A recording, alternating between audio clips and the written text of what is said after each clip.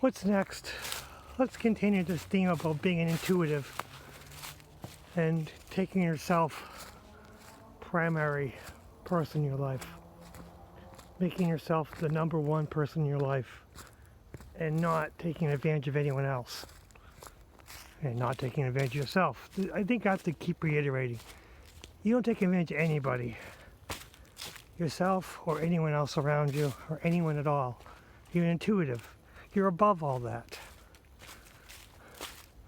Now there's going to come a time in your life when the narcissists or the other people, let's just not even put labels on anybody, the other people in your life set you up to fail.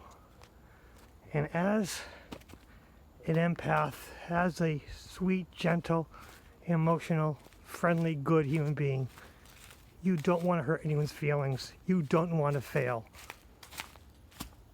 And that's how they set you up. That's how the others who are not kind, they'll set you up and they'll pigeonhole you. They'll push you into a corner so you don't want to fail. You don't want to make anyone upset. So you comply and you do whatever it needs to be done, sacrificing yourself. Let me make this clear. In that kind of a situation, failure is an option. If someone's setting you up to fail, and the only way you can succeed is to sacrifice part of yourself, fail. Don't even push it out. Just fail as fast as possible. Accept it. Because you have to learn that the reason why they pushed you is because they need you.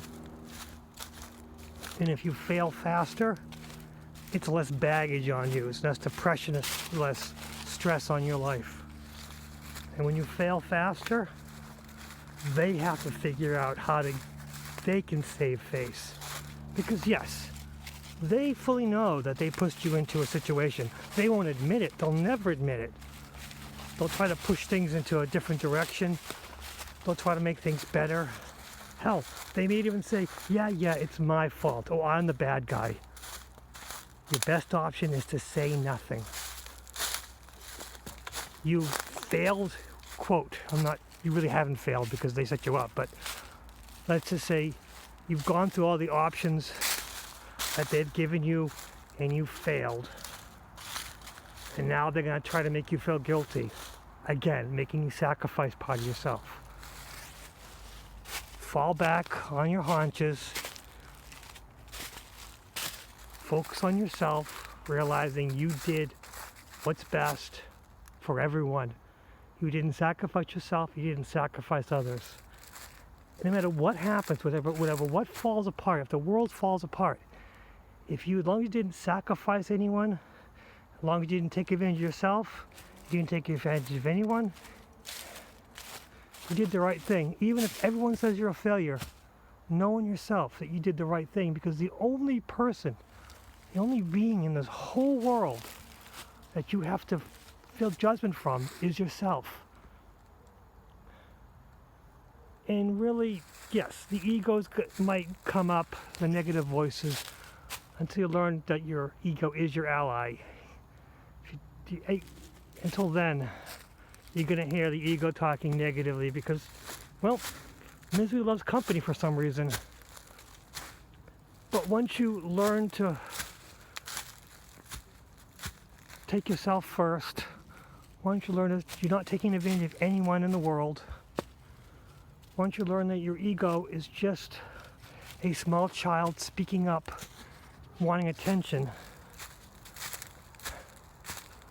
all these things are good. So when the ego speaks up, says negative things, you don't fight, you don't argue with the ego, because we argue in our head a lot.